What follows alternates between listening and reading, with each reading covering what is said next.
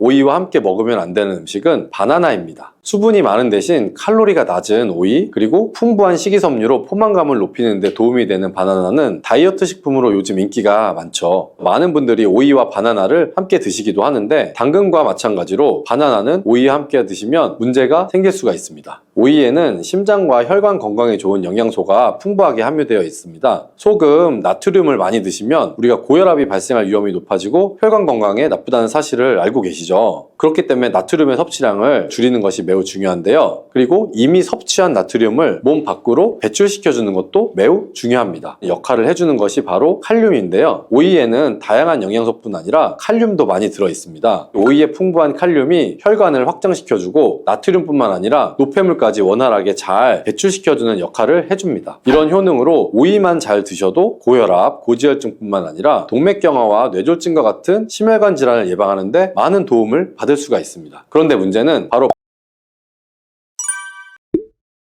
갈증이 날 때 시원한 오이 하나 드시면 갈증이 싹 사라지는 경험 해보신 적 있죠? 건강에도 좋다는 사실도 알고 계시나요? 그리고 오이를 잘만 먹으면 당뇨, 고혈압, 치매 같은 심혈관 질환을 예방하는데 아주 좋다는 사실도 알고 계신가요? 이런 오이도 함께 먹는 음식에 따라서 오히려 건강을 해치는 독이 될 수도 있답니다. 오이의 효능과 함께 먹으면 독이 되는 음식, 그리고 함께 드시면 보약이 되는 음식에는 어떤 것이 있는지 오늘 모두 알려드릴게요.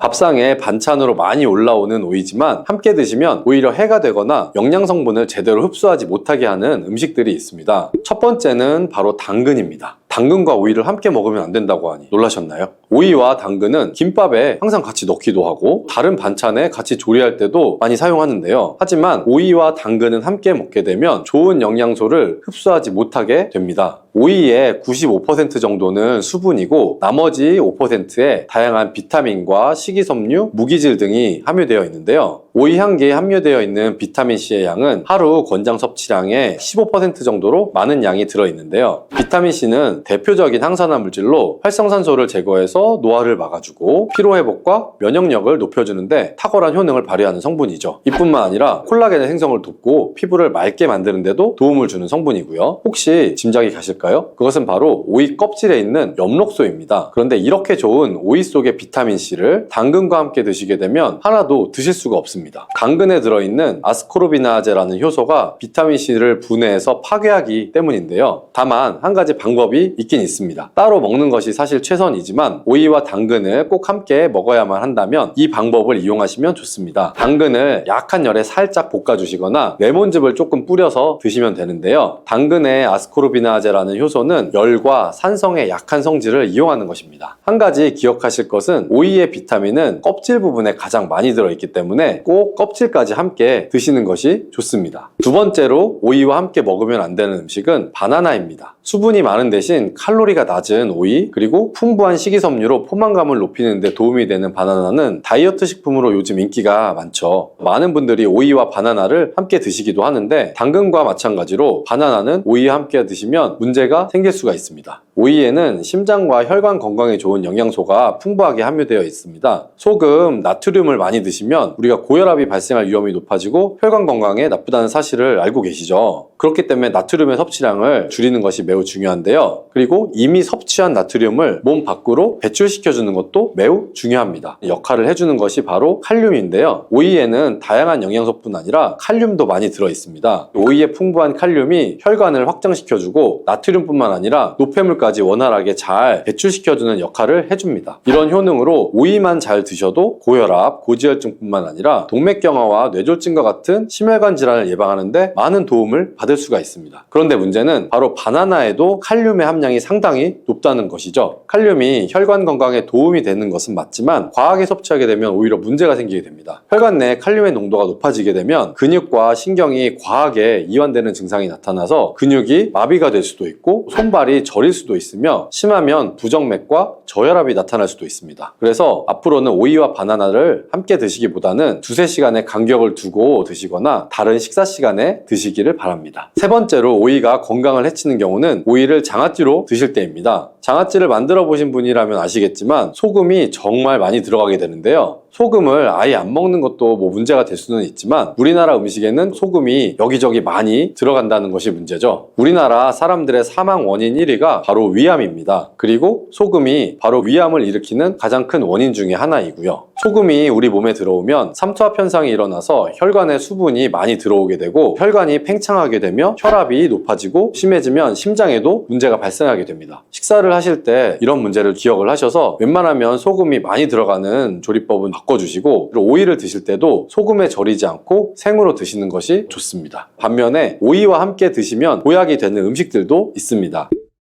첫 번째는 사과인데요. 오이는 심혈관 질환 예방에 좋은 영양소가 많이 들어있는데요. 그 중에서도 비타민 K는 혈관과 뼈의 건강에 많은 도움을 주는 성분입니다. 비타민 K는 나이 들면서 가장 걱정되는 질환 중 하나인 골다공증을 예방하는데 탁월한 효과가 있는데요. 골다공증 환자는 비타민 K의 수치가 낮았고 3개월 동안 1mg의 비타민 K를 주입했더니 소변을 통해 손실되는 칼슘의 양이 줄어든 것을 확인할 수가 있었다는 연구 결과가 있습니다. 유럽에서는 골다공증 예방을 위해 건강한 뼈를 유지하고 있는 여성에게도 비타민 K를 처방하고 있답니다. 골다공증 예방과 더불어서 비타민 K는 지혈을 해주는데 탁월한 효과가 있고 콜레스테롤을 배출시켜서 심혈관 질환을 예방하며 혈관 내에 노폐물을 배출시켜 동맥경화도 방지해주는데 도움을 줄 수가 있습니다. 이때 오이와 함께 사과를 드시면 비타민 K가 사과에 함유된 수용성 식이섬유인 팩틴과 만나서 혈관을 더욱 건강하게 만들어줍니다. 또한 혈당이 낮아지고 혈관이 깨끗해지면서 건강해지기 때문에 각종 혈관 질환과 암세포의 증식을 막아주는 효과를 누릴 수도 있습니다. 오이는 당뇨를 예방하는 데에도 뛰어난 효능을 발휘하는데요. 영양학회지에 발표된 연구 내용을 살펴보면 제2형 당뇨 환자를 대상으로 한 실험에서 4주 동안 하루에 오이 300g 정도를 섭취하도록 했을 때 공복혈당과 당화혈색소 수치가 낮아진 결과를 확인할 수 있었습니다. 오이와 함께 드실 때 당뇨에 좋은 음식이 하나가 더 있는데요. 바로 땅콩버터입니다. 땅콩버터를 말씀드리면 보통 빵에 발라먹는 달달한 잼 같은 것을 생각하시는 분들이 많은데요. 땅콩에는 불포화 지방산과 식이섬유 그리고 단백질이 풍부해서 혈당을 안정시키고 포만감을 주는 데 도움을 줍니다. 특히 땅콩버터의 불포화 지방산은 인슐린 저항성을 개선해주는 효과가 있는 것으로 알려져 있습니다. 이런 땅콩버터와 식이섬유가 풍부한 오이를 함께 드시면 혈당 상승을 더욱 억제해주고 장 속의 노폐물도 배출시켜주는데 도움을 주어서 좋은 장내 환경을 만들어주게 됩니다. 주의하실 점은 시중에 판매되는 땅콩버터에는 설탕이나 다른 첨가물이 들어간 경우가 많기 때문에 땅콩 100%로 만든 땅콩버터를 드시는 것이 좋습니다. 오이와 함께 드시면 보약이 되는 다른 음식으로는 배가 있습니다. 햇빛에 피부가 그을리면 오이를 얇게 썰어서 오이팩을 하잖아요. 오이가 열을 내려주는 효과가 있기 때문인데요. 실제로 오이는 부종을 가라앉히거나 화상을 치료할 때 사용되기도 합니다. 그런데 이런 좋은 점도 있지만 과하게 많이 먹을 경우에는 부작용이 나타날 수가 있는데요. 차가운 기운이 소화기관에 영향을 주게 되면 소화를 방해해서 소화불량이 생길 수가 있고요. 이때 배랑 함께 드시면 도움이 될 수가 있습니다. 배에는 디아스타제라는 소화 효소가 많이 들어있어서 소화를 원활하게 하는데 도움을 주기 때문이에요. 또한 위장 건강에 도움이 되는 성분인 팩틴을 함유하고 있어서 위장 점막을 보호해주고 위장의 기능을 개선하는 데도 도움을 줍니다. 다음으로 오이와 함께 먹으면 보약이 되는 음식은 식초입니다. 요즘 오이에 있는 피세틴이라는 성분 때문에 치매 예방 효과가 있는 것이 알려졌는데요.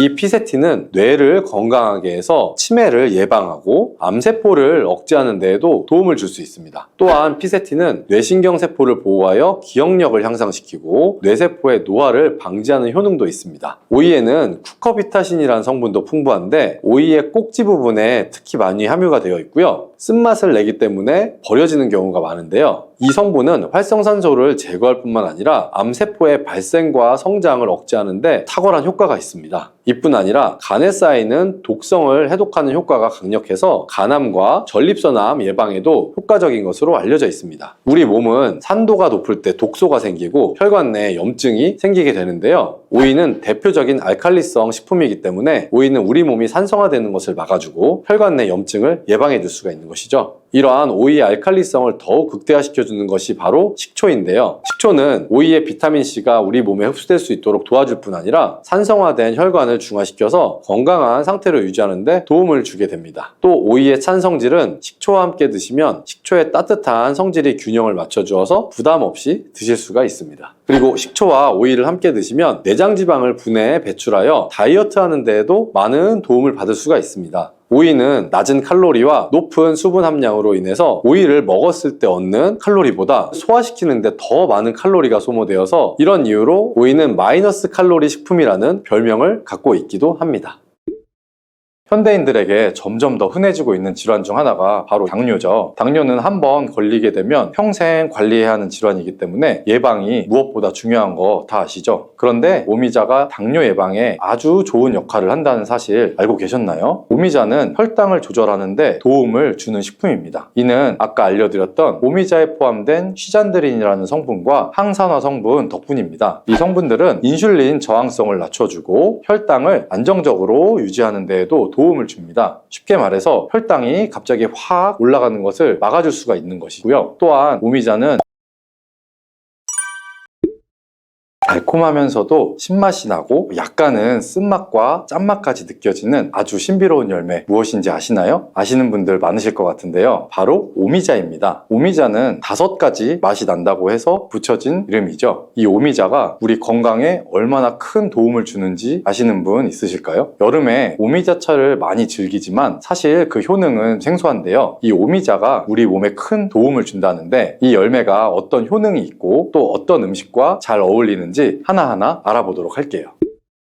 오미자는 우리나라뿐만 아니라 중국과 일본에서도 오랫동안 약재로 사용되어 온 열매인데요. 이름에서 알 수 있듯이 신맛, 단맛, 쓴맛, 짠맛, 매운맛 이렇게 5가지 맛이 난다고 해서 오미자라고 불립니다. 주로 산속 깊은 곳에서 자라는 덩굴 식물의 열매로 늦여름에서 초가을 사이에 수확을 하죠. 오미자의 많은 효능 중에 가장 유명한 건 기관지에 좋다는 건데요. 오미자가 어떻게 우리의 기관지를 보호하는지 바로 알려드릴게요. 요즘 미세먼지나 환절기에 건조한 날씨 때문에 기관지가 불편한 분들이 많죠. 기침이 자주 나고 목이 따갑거나 가래가 끓는 느낌이 드시면 기관지가 약해져 있을 가능성이 큰데요. 이럴 때 오미자가 효과가 좋다는 거 알고 있으실까요? 오미자에는 시잔드린과 오미신이라는 성분이 풍부하게 들어있는데요. 시잔드린은 주로 기침 억제와 거담작용을 통해서 기관지 건강에 도움을 줄 수 있는 성분입니다. 거담작용이란 기관지 내의 가래를 제거하는 것을 말하는 것이고요. 또한 기침 반사를 억제해서 과도한 기침을 완화시키는 데 도움을 줍니다. 특히 만성적인 기침을 갖고 있거나 기관지염과 관련된 기침 증상을 완화시키는데 탁월한 효과를 보입니다. 또 이 성분들은 기관지 점막을 보호하고 염증을 줄여주는 역할도 해주는데요. 쉽게 말해서 기관지 점막을 튼튼하게 만들어서 외부 자극으로부터 보호해주는 것이죠. 또한 오미자는 기관지 확장 효과도 가지고 있는데요. 기관지가 좁아지면 숨쉬기가 답답하고 가래가 쉽게 끼게 되는데 오미자가 이 기관지를 확장해주면서 원활한 호흡을 도와주는 것입니다. 그래서 천식이나 만성 기관지염이 있는 분들에게는 최고의 식품인 것이죠. 특히 가래가 끈적하고 잘 나오지 않을 때 오미자차를 따뜻하게 마셔주면 한결 편안해지는 것을 느낄 수가 있습니다. 이렇게 기관지 건강을 지켜주는 오미자 정말 대단하죠. 오미자의 놀라운 효능 2번째는 당뇨 예방입니다. 현대인들에게 점점 더 흔해지고 있는 질환 중 하나가 바로 당뇨죠. 당뇨는 한번 걸리게 되면 평생 관리해야 하는 질환이기 때문에 예방이 무엇보다 중요한 거 다 아시죠? 그런데 오미자가 당뇨 예방에 아주 좋은 역할을 한다는 사실 알고 계셨나요? 오미자는 혈당을 조절하는데 도움을 주는 식품입니다. 이는 아까 알려드렸던 오미자에 포함된 시잔드린이라는 성분과 항산화 성분 덕분입니다. 이 성분들은 인슐린 저항성을 낮춰주고 혈당을 안정적으로 유지하는 데에도 도움을 줍니다. 쉽게 말해서 혈당이 갑자기 확 올라가는 것을 막아줄 수가 있는 것이고요. 또한 오미자는 췌장 기능을 강화하는 데도 효과적입니다. 오미자에는 항산화 물질인 폴리페놀이 풍부하게 함유되어 있다는 거 아셨나요? 항산화 물질은 췌장을 포함한 신체 조직들을 산화 스트레스로부터 보호를 해주고 췌장 건강을 유지하는 데 도움을 줍니다. 췌장은 우리 몸에서 인슐린을 생성하는 중요한 기관이죠. 오미자가 췌장의 기능을 활성화시켜서 인슐린 분비를 촉진하는 데 도움을 주기 때문에 혈당 조절이 어려운 분들에게는 오미자가 특히 도움이 될 수 있겠죠. 뿐만 아니라 오미자는 체내에서 혈당이 과도하게 상승하는 것을 방지해주는 역할도 하는데요. 있는데요. 우리가 밥 먹고 나서 혈당이 급격하게 오르는 것을 막아주고 당이 천천히 흡수될 수 있도록 도와줍니다. 그래서 평소에 혈당이 높거나 당뇨가 걱정되시는 분들은 오미자를 꾸준히 섭취해 보시면 많은 도움이 될 수가 있습니다. 오미자의 놀라운 건강 효과 세 번째는 콩팥 건강에 도움을 주는 겁니다. 오미자가 신장 건강에 좋다니 참 놀랍죠. 콩팥, 즉 신장은 우리 몸의 노폐물을 걸러내고 체내의 수분을 조절해주는 중요한 역할을 하는데요. 그런데 나이가 들면서 신장 기능이 약해지는 경우가 많고 특히 당뇨나 고혈압을 앓고 계신 분들은 신장 건강을 더욱 신경 써야 하는 거 다 아시죠? 이때 도움을 줄 수 있는 것이 바로 오미자입니다. 오미자는 신장의 기능을 보호하고 강화하는 데 도움을 주는 약재로 오래전부터 사용되어 왔습니다. 한방에서도 신장 기능이 약해져서 몸이 자주 붓거나 소변을 자주 보게 되는 증상에 오미자를 처방하곤 했는데요. 오미자는 신장의 혈액순환을 원활하게 만들어주고 신장이 재기능을 할 수 있도록 도와줍니다. 오미자에는 고미신이라는 성분이 들어있는데요. 오미자의 고미신 A, B, N 성분은 항염 효과가 뛰어나서 신장의 염증 반응을 줄이는데 도움을 줍니다. 신장의 염증을 억제하면 단백뇨와 같은 증상이 완화될 수가 있고요. 또한 오미자는 이뇨작용을 촉진해서 신장이 원활하게 노폐물을 배출하도록 도와주니 신장 건강을 지키는데 도움이 되는 것이죠. 또한 오미자는 체내의 수분 밸런스를 조절하는 데 좋은데요. 몸이 자주 붓는다면 오미자를 꾸준히 섭취하는 것이 도움이 될 수가 있습니다. 신장의 기능이 약해지면 몸속에 노폐물이 원활하게 배출되지 못하고 수분이 정체되면서 부종이 생길 수가 있죠. 오미자는 이 같은 부종을 완화하는 데 효과적이기 때문에 신장 건강을 위해서 오미자 꼭 드셔야겠죠. 오미자의 효능 네 번째는 면역력 강화입니다. 면역력은 우리 몸을 각종 질병으로부터 보호하는 중요한 요소인데요. 나이가 들수록 면역력이 떨어지면서 감기나 다른 질병에 쉽게 걸릴 수 있기 때문에 면역력을 강화하는 것이 중요하다는 것은 다들 알고 계실 거예요. 면역력 강화에 오미자가 좋은 작용을 해주는데요. 오미자에는 폴리페놀과 안토시아닌 등의 강력한 항산화 성분을 함유하고 있습니다. 이런 항산화 성분들이 우리 몸의 면역력을 높이는데 큰 도움을 주는 것이고요. 특히 폴리페놀과 플라보노이드 성분이 풍부해서 우리 몸의 세포를 손상으로부터 보호해주고 염증 반응을 감소시키고 면역 체계를 강화할 수가 있습니다. 오미자의 항염증 작용은 면역력을 유지하는 데 도움을 주고 활성산소를 제거하는 역할도 하기 때문에 면역력뿐만 아니라 노화 방지에도 효과적이죠. 또한 오미자는 우리 몸의 백혈구 수치를 증가시키는 데 도움을 줄 수 있다는 것 아셨을까요? 백혈구는 외부에서 침입하는 바이러스나 박테리아를 공격하는 역할을 하는 중요한 세포인데요. 오미자를 섭취하면 백혈구의 활동이 활발해지면서 감염 예방에 도움을 받을 수가 있습니다. 오미자의 놀라운 건강 효과 다섯 번째는 피로회복입니다. 우리 몸이 피곤할 때 단순히 잠을 많이 잔다고 해서 피로가 쉽게 풀리지 않을 때가 있죠. 특히 중년과 노년층이 되면 피로가 쉽게 쌓이고 회복이 더뎌지는 경우가 많은데요. 자도 피로가 풀리지 않고 개운하지 않을 때가 있을 거예요. 이럴 때 도움이 되는 것이 바로 오미자입니다. 오미자는 피로회복에 도움을 주는데요. 오미자가 철분을 함유하고 있다는 것 아셨을까요? 철분은 적혈구의 헤모글로빈 생성에 중요한 역할을 하죠. 철분이 충분하면 혈액 내 산소 운반 능력이 향상이 돼서 혈액순환도 원활해질 수가 있습니다. 혈액순환이 원활해지면 우리 몸 구석구석에 산소와 영양분이 잘 전달이 되기 때문에 피로가 덜 쌓이게 되고 특히 오미자는 간 기능을 보호하는 효과도 있어서 피로로 인해서 몸이 무거운 분들에게 더욱 유익한 식품이 됩니다. 또 오미자에는 고미신이라는 성분이 들어있는데요. 이 성분들은 아까 말씀드렸던 신장 건강에 유익한 작용을 할 뿐만 아니라 간 기능을 활성화시키고 피로 물질을 빠르게 분해하는 역할을 한다고 알려져 있습니다. 간은 우리 몸의 해독작용을 담당하는 중요한 기관인 거 다들 아시죠? 오미자가 간 기능을 도와주면서 피로 회복에도 큰 도움을 주는 것입니다. 또 오미자는 스트레스를 줄여주는 효과도 있는데요. 스트레스가 많으면 피로가 쉽게 쌓이게 되는데 오미자가 신경을 안정시키는 작용을 해서 긴장을 풀어주고 피로를 완화하는 작용을 해주는 것이죠. 이렇게 여러 가지 건강에 이점이 있는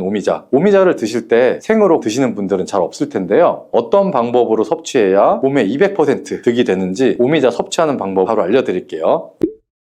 오미자를 가장 쉽게 섭취하는 방법은 찬물에 우려서 마시는 겁니다. 오미자를 뜨거운 물에 넣고 끓이면 끓일수록 쓴맛이 강해지기 때문에 오미자를 우릴 때는 보통 찬물에 우려내는데요. 따뜻한 물에 우려내셔도 되지만 너무 쓴맛이 강해질 때는 기호에 따라 꿀이나 스테비아를 넣어서 맛을 조절하면 됩니다. 따뜻한 오미자차도 좋지만 냉침으로 천천히 우려내면 색도 더욱 예쁘고 맛도 깔끔한데요. 여름철에는 시원하게 즐길 수 있어서 더욱 좋은 오미자 냉침차 만드는 방법을 알려드릴게요. 알려드릴게요. 준비 재료는 간단한데요. 말린 오미자 30g, 물 500ml, 꿀 또는 레몬입니다. 만드는 방법은 말린 오미자는 한번 가볍게 헹궈서 불순물을 제거해 준 뒤에 깨끗한 물 500ml에 오미자를 넣고 냉장고에서 12시간 이상 우려주는 겁니다. 참 쉽죠? 시간이 지나면 붉은빛을 띠면서 오미자 특유의 새콤달콤한 맛이 우러나오는데요. 원하는 농도에 따라서 더 오래 우려내셔도 됩니다. 여기에 단맛이 필요하면 꿀을 넣거나 상큼한 맛을 더하고 싶으면 레몬을 띄워서 드셔보시면 됩니다. 맛이 한층 더 업그레이드 될 거예요. 이렇게 만든 오미자 냉침차는 여름철에 얼음을 넣어서 마시면 더운 날씨에 지친 몸을 개운하게 해주니까 여름철에 한번 만들어 보세요. 오미자는 강한 신맛이 있어서 단맛이 나는 음식과 잘 어울리는데요. 요구르트와 함께 먹으면 더욱 맛있고 건강하게 즐길 수가 있습니다. 상큼하고 달콤하면서도 건강에 좋은 오미자 요구르트 만드는 방법을 알려드릴게요. 준비 재료는 간단한데요. 말린 오미자 10g, 물 150ml, 플레인 요구르트 1컵, 꿀 또는 올리고당 한두 큰술입니다. 만드는 방법은 먼저 말린 오미자를 물 150ml에 넣고 냉장고에서 12시간 이상 충분히 우려주시고요. 이때 뜨거운 물이 아니라 찬물에 우려야 영양 성분이 더 잘 추출이 됩니다. 이렇게 냉침으로 우려낸 오미자는 체에 걸른 다음에 즙만 따로 준비해 주시고요. 플레인 요구르트 1컵에 오미자 냉침 액기스를 넣고 잘 섞어주세요. 신맛이 좀 강하면 꿀이나 올리고당을 한두 큰술 넣어서 맛을 조절해 주시면 되고요. 이렇게 하면 새콤달콤한 오미자 요구르트가 완성이 됩니다. 아침에 가볍게 먹거나 간식으로 챙겨 드시면 장 건강에도 도움이 되고 피로 회복에도 좋으니 꼭 한번 해 드셔 보시길 바랍니다. 세 번째로 소개해 드릴 것은 오미자 청인데요. 오미자 청은 오랫동안 보관할 수 있어서 언제든지 쉽게 차로 만들어서 마실 수가 있습니다. 또한 청을 이용해서 다양한 음식에도 활용이 가능한데요. 오미자청 만드는 방법도 알려드릴게요. 준비 재료는 말린 오미자 400g 혹은 생 오미자 500g, 설탕 또는 비정제 설탕 500g 또는 꿀 400g 유리병입니다. 만드는 방법은 말린 오미자일 경우에는 오미자를 깨끗이 씻은 다음 물에 30분 정도 불려준 뒤에 체에 받쳐서 물기를 제거하고 유리병에 오미자를 담아주세요. 생 오미자는 잘 세척한 다음에 바로 유리병에 담아주시면 됩니다. 오미자와 설탕 또는 꿀을 넣어서 충분히 잘 섞어주시고요. 그 다음 뚜껑을 닫은 다음 상온에서 2-3일 정도 숙성시키고 냉장고에서 2주 이상 보관하면 오미자 청이 완성이 됩니다. 오미자 청은 물에 타서 차로 마셔도 좋고 탄산수에 넣으면 에이드처럼 즐겨도 아주 맛있죠. 또한 오미자 청과 레몬즙을 활용해서 샐러드 드레싱으로도 사용할 수가 있는데요. 만드는 방법도 어렵지 않고 활용 방법도 많으니까 한번 집에서 해보시는 것도 좋겠죠. 몸에 좋은 오미자도 과하게 드시면 안 좋을 수가 있는데요. 오미자는 혈압을 상승시킬 수 있는 성분을 소량이지만 함유하고 있기 때문에 고혈압을 걱정하시는 분들이라면 다량으로 섭취하는 것은 피하시는 것이 좋고요. 특히 혈압약이나 혈액응고 약물을 복용 중인 분들은 오미자를 다량으로 드시게 되면 약효에도 영향을 줄 수가 있기 때문에 적당량 드시는 것이 좋겠습니다.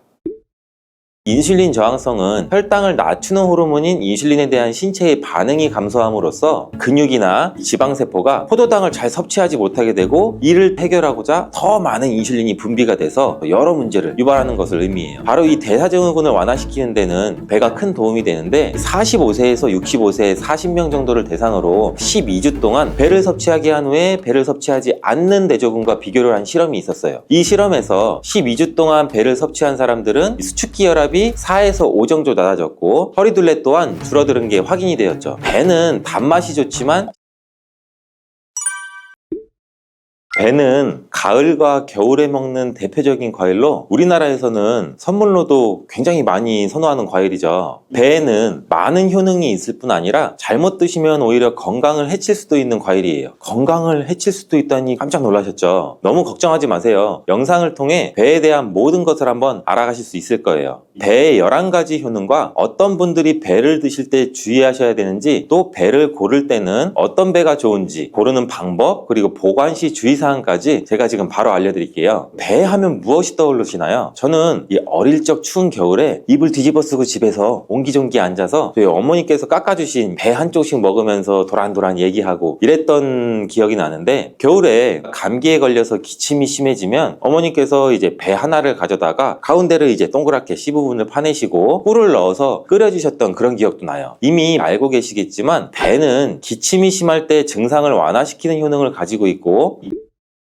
배의 첫 번째 효능은 기관지에 좋다는 거예요. 기관지에 염증이 생기면 기관지 점막에 분비물이 증가하는데 이렇게 되면 가래가 생기죠. 배에 풍부하게 들어있는 이 루테올린과 안토크라신 성분은 항염증 효과를 가지고 있어서 가래를 완화시키는 데 굉장히 큰 도움을 줄 수가 있어요. 배가 폐에 열을 내리고 기관지를 부드럽게 하는 진액 생성을 돕는 역할도 한다고 해요. 배의 과육에는 피로회복을 돕는 유기산과 비타민, 아미노산이 풍부하고 껍질에는 이 플라보노이드와 폴리페놀 등의 항산화 성분이 많이 들어있어서 면역력을 높이는 효과도 같이 갖고 있죠. 배가 몸에 좋다는 것을 알고 간혹 배를 이용한 가공식품, 배 음료를 드시는 분들이 많은데 100% 배로 만든 음료가 아닌 과당이나 설탕 등이 많이 들어간 배 첨가물의 가공식품은 주의하셔야 돼요. 이런 가공식품에는 단맛을 높이기 위해서 많은 양의 당 성분이나 설탕이 들어가게 되거든요. 바로 이 설탕이 문제죠. 아시겠지만 이런 가공식품 음료를 굉장히 많이 드시게 되면 설탕을 과다하게 흡수되는데 그렇게 되면 혈당이 급격하게 오르게 되고 높아진 혈당을 조절하기 위해서 인슐린도 과다하게 분비가 될 수가 있겠죠. 이렇게 되면 또 갑자기 혈당이 또 떨어지게 되고 저혈당 증상도 나타날 수가 있고 이런 증상이 계속 반복되다 보면은 췌장에 문제가 생길 수가 있죠. 더 나아가서 다양한 혈관 질환도 생길 수가 있겠죠. 정말 사소한 식습관으로 무서운 결과까지 초래할 수가 있는 거예요. 또한 신장뿐 아니라 눈 건강과 심장에도 무리를 주게 되고 나이가 들면서 얼굴에 주름이 늘어 거울 보기 싫으신 분들도 계시죠. 설탕을 많이 섭취하게 되면 바로 이 주름도 많이 생겨요. 이 설탕을 소화하면서 단백질과 지방이 뭉치는 현상이 나타나는데 이때 노화를 촉진시키는 활성산소라는 게 증가하게 돼요. 그렇게 되면 피부의 탄력을 유지시켜주는 콜라겐과 엘라스틴이 감소하게 돼서 피부에 주름이 늘어나고 탄력성도 떨어지게 되는 거죠. 두 번째 배의 효능은 미각을 살리는데 좋다는 거예요. 나이가 들면 들수록 음식을 먹어도 맛도 잘 모르겠고 침도 잘 안 생겨서 입안이 건조해지는 느낌이 있는 분들 많으실 거예요. 그 이유는 노화가 되면서 이각세포 기능이 떨어지기 때문인데 당뇨병이나 갑상선저하증 같은 질환이 있으신 분들이라면 이런 증상이 더욱 심하게 나타나기도 해요. 또 나이 들면서 혈압약도 우리 많이 드시잖아요. 고혈압약 안에 들어있는 캡토프릴이라는 성분의 부작용 중에 하나로 미각장애도 일으키기도 하거든요. 미각세포를 건강하게 유지하는데 가장 중요하면서도 기본이 되는 것은 침이 부족하지 않게 하고 항상 입안에 맑은 침이 충분히 나오게 하는 거예요. 매일 배를 한쪽씩 드시게 되면 입안에 침의 분비를 촉진시키고 침이 부족하지 않게 되고 미각을 살리는 데도 도움을 줄 수 있어요. 침이 부족하면 입안이 마르는 느낌이 있는 분들이라면 바로 이 배가 도움이 될 수 있는 거죠. 세 번째 배의 효능은 대사증후군으로 고통받는 분들에게 도움을 줄 수가 있죠. 대사증후군이란 복부비만이나 고혈압, 당뇨병, 중성지방혈증 등 이런 질환이 한 개인에게서 한꺼번에 나타나는 것을 말하는데 원인은 아직 명확하진 않지만 대사증후군은 인슐린 저항성이 근본적인 문제라고 추정하고 있는 연구들도 많아요. 인슐린 저항성은 혈당을 낮추는 호르몬인 인슐린에 대한 신체의 반응이 감소함으로써 근육이나 지방세포가 포도당을 잘 섭취하지 못하게 되고 이를 해결하고자 더 많은 인슐린이 분비가 돼서 여러 문제를 유발하는 것을 의미해요. 바로 이 대사증후군을 완화시키는 데는 배가 큰 도움이 되는데 45세에서 65세 40명 정도를 대상으로 12주 동안 배를 섭취하게 한 후에 배를 섭취하지 않는 대조군과 비교를 한 실험이 있었어요. 이 실험에서 12주 동안 배를 섭취한 사람들은 수축기 혈압이 4에서 5 정도 낮아졌고 허리둘레 또한 줄어드는 게 확인이 되었죠. 배는 단맛이 좋지만 식이섬유가 풍부하기 때문에 허리둘레를 줄이는 데 도움이 되었던 거예요. 그렇지만 과유불급 너무 많이 드시는 것은 오히려 건강을 해칠 수가 있는데요. 당뇨가 있는 분들이라면 하루에 배 4분의 1이나 반쪽 정도씩 드시고 당뇨가 없는 분들이라면 하루 1개 정도 드시는 거를 권장해드려요. 네 번째 배의 효능은 체질적으로 건조한 분들에게 도움을 줄 수가 있어요. 배를 드시게 되면 몸속에서 세포의 점액질 분비를 활성화하게 돼서 건조한 세포막을 촉촉하게 해줘요. 한의학 쪽에서는 이를 윤조라고 불리기도 하는데 음을 보하고 진액을 생겨나게 하는 방법이란 의미를 가지고 있어요. 세포막이 건조하게 되면 몸 안의 독소가 세포에 달라붙게 되고 배출이 쉽지 않게 되죠. 건강에 악영향을 주게 되는 건데 이때 배를 많이 섭취하게 되면 이런 증상을 어느 정도 완화시켜서 몸을 건강하게 하는 거예요.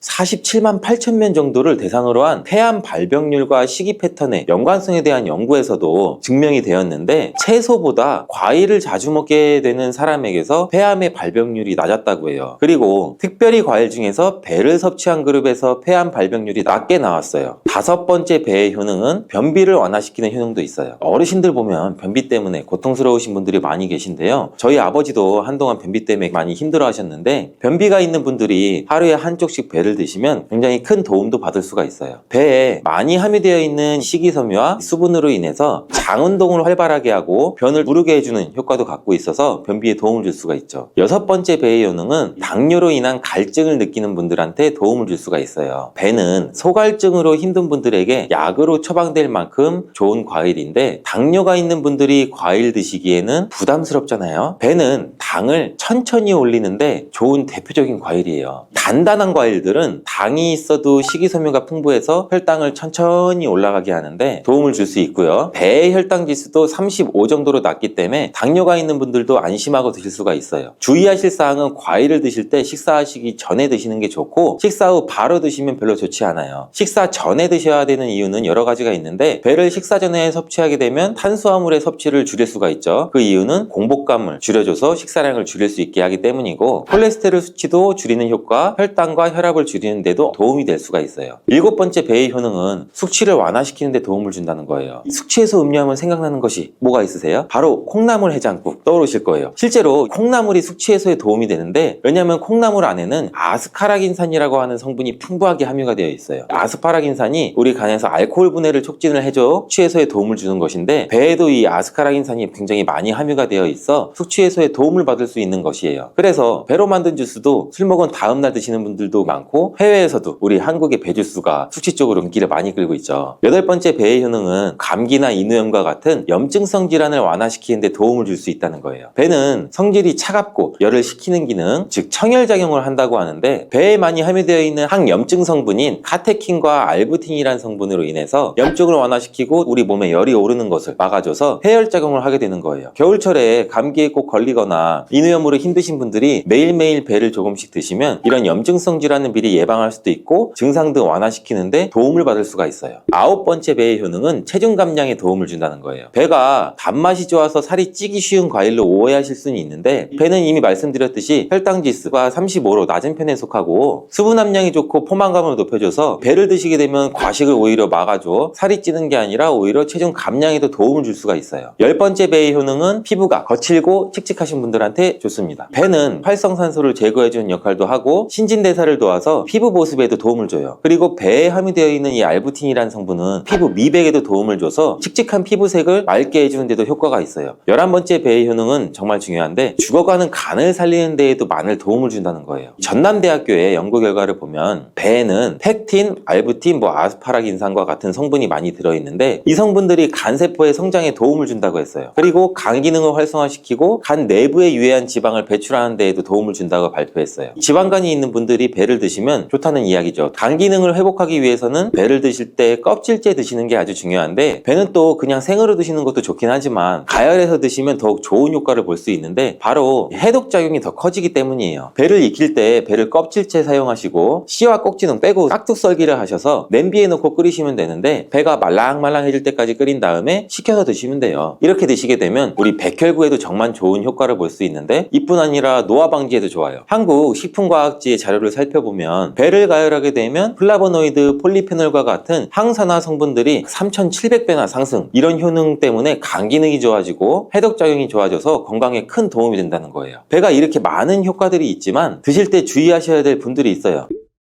첫 번째는 몸이 찬 분들이에요. 수족냉증이 있거나 뱃속이 차가워서 소화를 잘 못 시키시는 분들은 배를 많이 드시면 좋지 않아요. 배가 찬 기운을 갖고 있다고 말씀드렸잖아요. 바로 이 때문에 몸이 찬 분들이 배를 드시게 되면 체온이 더 떨어지고, 그렇게 되면 혈액의 흐름에도 어느 정도 영향을 미칠 수가 있겠죠. 또한 배가 소화 기능에 좋은 기능도 있지만, 속이 찬 분들이 배를 드시면 소화기관이 더욱 차갑게 돼서 소화가 더 안 되는 일이 발생될 수도 있는 거예요. 두 번째로 배를 드실 때 주의할 분들은 신장이 약한 분이에요. 배에는 수분이 많아서 다른 좋은 점들도 있지만, 신장이 약한 분들이 배를 너무 많이 드시게 되면 수분으로 인해서 이뇨작용이 오히려 활발하게 일어나는데, 이로 인해서 오히려 수분의 손실이 심해질 수도 있고 소변이 농축돼서 신장에 무리를 줘서 결석 같은 것도 유발하게 될 가능성도 가지고는 있어요. 배를 보관하실 때 주의사항 한 가지를 알려드릴게요. 배와 많이 드시는 과일이 사과인데 함께 드시게 되면 사과와 배에 좋은 성분들이 시너지 효과를 발휘해서 건강에는 많은 도움을 주게 돼요. 보관할 때는 근데 다르죠. 배와 사과를 같이 보관하게 되면 사과에서 분비되는 이 에틸렌 가스가 배를 오히려 빨리 상하게 돼요. 이 에틸렌 가스는 대표적인 식물 노화 호르몬인데 사과는 바로 이 에틸렌이 많이 분비되기 때문에 배와 사과는 따로 보관하시는 거를 추천드리겠어요. 호두와 같은 견과류는 지방이 많아서 산패가 쉽게 일어날 수가 있는데 호두에 포함된 불포화 지방산은 산화가 되기 쉬워요. 산화가 진행되면 지방의 구조가 변형이 되고 산화된 지방은 우리 몸에 염증을 일으키고 혈관에 손상도 줄 수 있는 그런 물질이죠. 이뿐 아니라 또 심혈관 질환까지 유발할 위험도 가지고 있고 호두가 산패되면 아크릴아마이드라고 하는 유해 물질이 생성될 수 있는데 이 물질은 발암 물질이죠. 이렇게 산패된 호두를 장기적으로 섭취할 때는 암에 대한 위험성도 증가시킬 수가 있어요. 그럼 산패돼서 변질이 일어난 호두는 어떻게 할 수 있을까요? 고소한 호두 좋아하시는 분들 굉장히 많으시죠. 호두는 그 자체로도 훌륭한 간식이지만 저는 달달하게 졸여진 호두 강정이나 제과점에서 파는 호두 과일을 커피랑 먹는 것을 좋아하는데 이렇게 맛도 좋고 건강에 이롭다고 잘 알려진 호두 그냥 막연하게 몸에 좋다고만 알고 있지 않으세요? 호두는 견과류의 일종으로 기원전 7000년 전 고대 인류가 친숙하게 섭취해온 식품이라고 해요. 인류가 이렇게 오래전부터 호두를 섭취해왔다니 아주 옛날부터 인류에게 많은 영양소를 적용해준 식품이에요. 호두에는 단백질이나 비타민이나 미네랄 등 여러 가지 영양소가 풍부하게 들어있는데 이렇게 풍부한 영양소가 함유된 호두가 주는 우리 몸에 이로운 점 바로 알려드릴게요.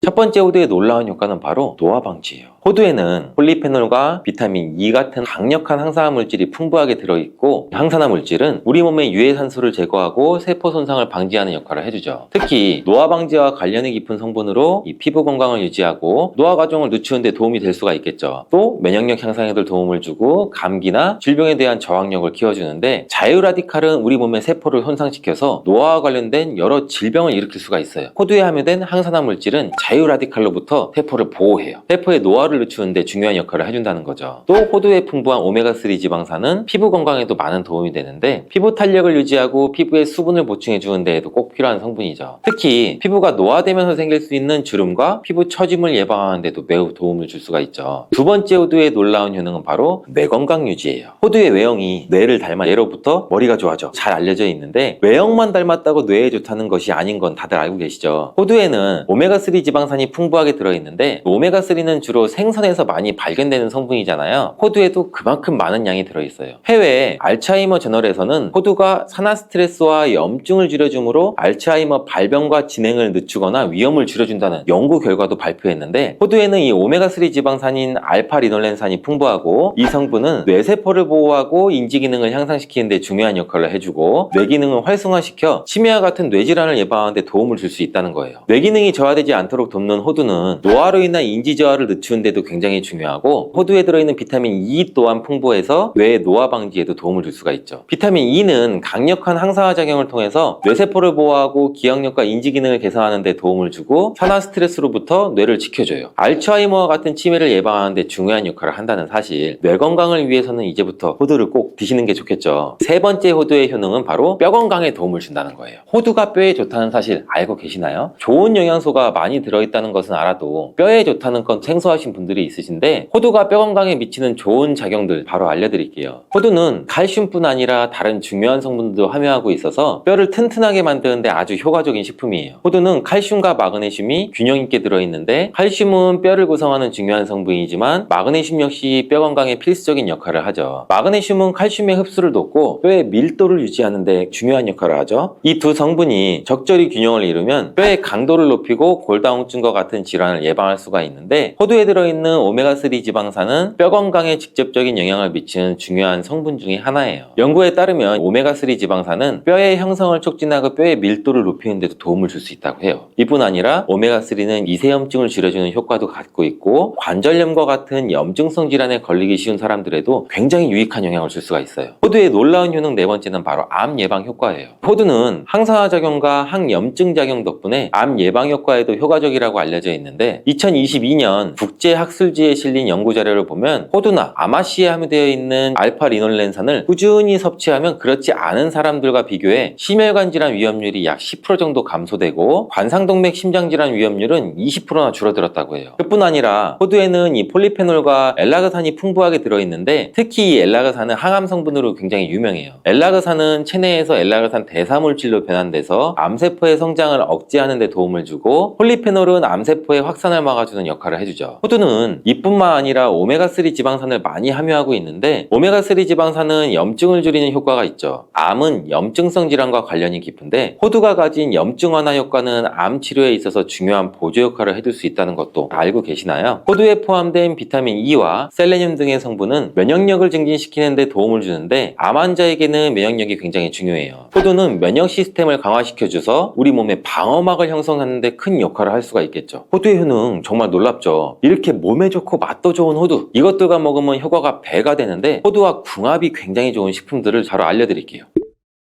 첫 번째는 요거트예요. 요즘 들어 그릭 요거트나 프로바이오틱스 같은 단어들 접해보셨잖아요. 요거트에는 단백질, 칼슘, 프로바이오틱스 등의 영양소가 풍부하게 함유되어 있는데 호두에는 건강한 지방, 단백질, 식이섬유, 비타민, 미네랄 등등이 풍부하죠. 두 가지를 함께 섭취하면 영양소 조합을 통해서 다양한 영양소를 한 번에 섭취할 수 있어요. 요거트에 함유된 프로바이오틱스는 우리 장내 유익한 세균을 증식시키고 장 건강을 촉진하는 데도 도움을 줄 수가 있겠죠. 또 호두의 지방은 프로바이오틱스의 효능을 더욱 향상시켜 장 건강에 도움을 주고 오메가3의 지방산과 같은 건강한 지방산을 요거트와 함께 섭취하면 호두의 지방이 소화와 흡수를 도와서 영양소의 흡수를 향상시킬 수 있다는 것도 꼭 잊지 말아주세요. 그리고 영양분뿐만 아니라 호두의 고소와 크리미한 식감과 요거트의 부드럽고 상큼한 맛은 잘 어울려요. 함께 섭취하시면 맛과 식감의 조화를 즐길 수가 있죠. 그러니 이제부터 요거트를 드실 때 호두와 함께 드시는 것도 추천드릴게요. 두 번째 호두와 환상의 궁합의 음식은 바로 바나나예요. 바나나는 호두와 함께 섭취하면 영양소의 균형을 맞출 수 있다는 사실 알고 계신가요? 바나나는 탄수화물과 천연당과 풍부한 식이섬유를 함유하고 있다고 잘 알려져 있는데 뿐만 아니라 바나나의 당은 호두 대비 신체에 더 빠르게 에너지를 공급해 준다고 해요. 호두에는 건강한 지방과 단백질이 풍부하게 함유가 되어 있다는 거 이제 잘 알고 계시잖아요. 이 성분들은 신체의 에너지를 지속적으로 유지하는 데 도움을 줘요. 그래서 바나나와 호두 이 두 가지를 함께 섭취하면 서로 보완적인 영양소를 한 번에 섭취할 수 있고 영양소의 흡수 또한 더 쉽고 오랫동안 지속이 되도록 도와준다는 거죠. 영양뿐 아니라 호두의 식감과 바나나의 부드럽고 달콤한 맛은 잘 어우러지는데 함께 갈아서 스무디로 한번 섭취해보세요. 달달한 바나나의 맛과 호두의 고소한 향이 의외로 조화로워서 맛과 식감, 영양소까지 한 번에 즐길 수가 있어요. 이렇게 고소하고 맛도 좋고 몸에도 정말 좋은 호두, 그렇다고 해서 너무 과하게 섭취해도 안 좋다는 사실. 호두는 건강에 매우 좋은 식품이지만 모든 식품들이 그러하듯이 호두도 적정량을 섭취해야 되는데 과연 하루에 얼마나 먹어야 되는지, 몸에 좋은 호두를 잘못된 방법으로 섭취하면 몸에 치명적인 독이 될 수 있다는 사실, 호두 섭취 시 주의할 점을 제가 바로 알려드릴게요.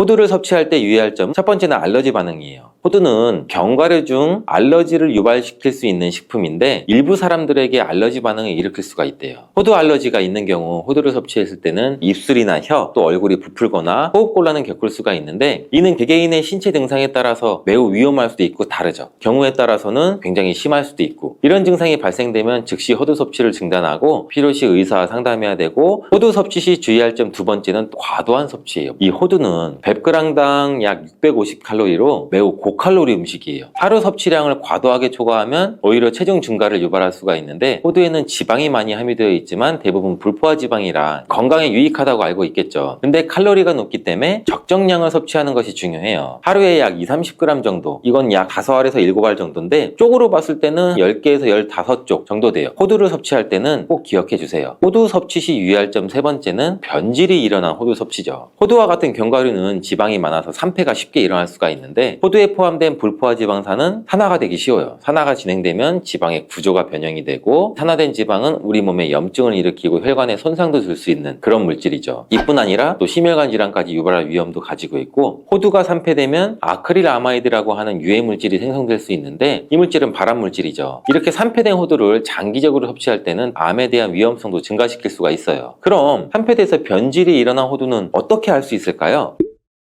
이러한 호두를 구분하는 방법은 먼저 색상을 보는 거예요. 신선한 호두는 갈색이나 황금빛을 띠는데 산패된 호두는 색이 어둡게 변하고 부패한 느낌이 들어요. 또 산패된 호두는 비린내나 신내가 날 수 있고 신선한 호두는 자연스러운 고소한 향이 나요. 또한 맛도 다른데 신선한 호두는 말 그대로 고소한 맛인 반면 산패된 호두는 씁쓸하거나 오래된 기름향이 나죠. 썩은 것 같이 불쾌한 맛이 날 수가 있겠죠. 신선한 호두를 골랐다면 산패되지 않게 보관 방법도 중요한데 호두는 잘못 보관하면 쉽게 산패되기 때문에 주의가 필요해요. 호두는 원래의 껍질을 유지하는 것이 좋은데 껍질을 벗기지 않고 보관하면 외부에서의 영향이 미치는 걸 줄일 수가 있어 오랫동안 신선하게 유지가 되는데 하지만 호두를 먹을 때마다 까야 되는 이 번거로움이 있잖아요. 이미 까진 호두를 많이 구입하시잖아요. 이런 호두는 공기와 빛에 노출되면 산패가 촉진되기 때문에 공기와의 접촉을 최소화해서 밀봉할 수 있는 용기에 담아 보관하거나 진공이나 밀봉팩을 사용하는 것이 좋아요. 호두는 온도와 습도에 민감해서 서늘한 냉장고에 보관하는 것이 가장 좋고 이미 껍질을 벗긴 호두는 쉽게 산패할 수 있으니 냉장 보관 필수적이라는 거 잊지 마세요.